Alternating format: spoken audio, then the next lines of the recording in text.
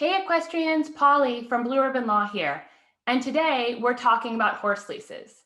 After representing clients in the horse industry for more than 15 years, I can't stress enough how important it is to have written lease agreements when you lease your horse. Whether you're on the lessor side as the owner of the horse or on the lessee side, having a written agreement will protect you should something go wrong in the future.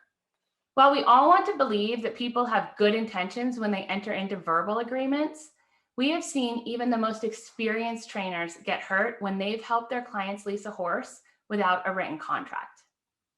Of course, you should always include the normal contract terms, such as identification of the horse to be leased, who owns the horse, the term of the lease fee, and when it's due. However, there are other issues that you should consider when you're contemplating leasing your horse out. Today, I'm going to tell you the 3 things that you might not have thought about that you can address in your lease to make sure it doesn't end up being a costly mistake. First, what happens if the horse is injured? We have seen multiple cases where there was a written lease agreement, but there was no written direction about what happened if the horse gets injured. Horse injuries during the lease have 2 big issues.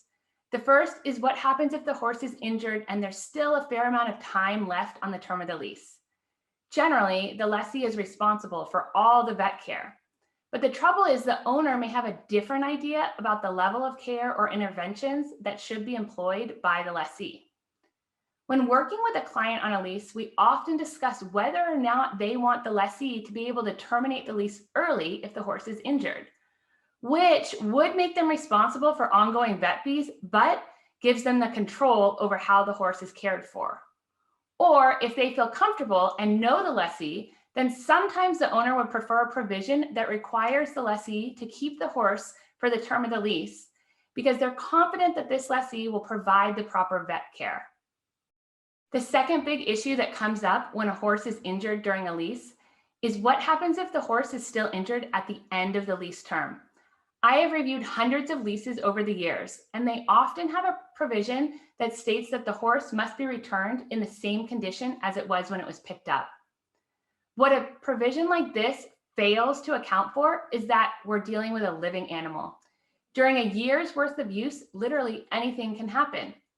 These types of provisions inevitably lead to lawsuits and expensive disputes.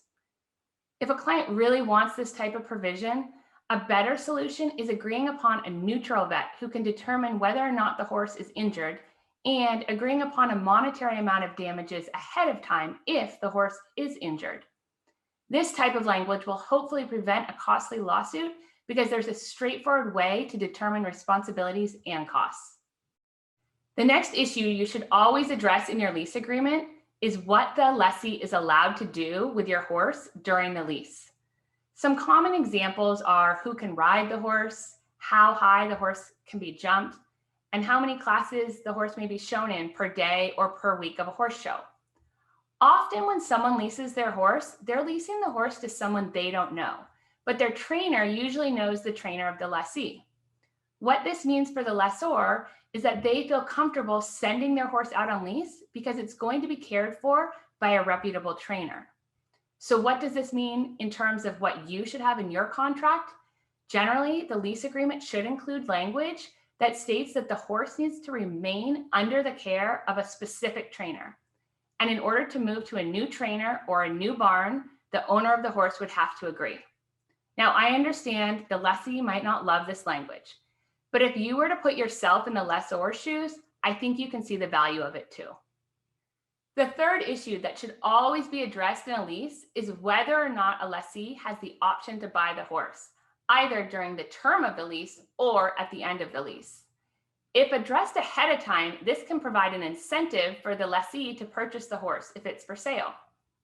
Agreeing upon both the purchase price as well as whether or not the lease fee is applied towards the purchase price is very important.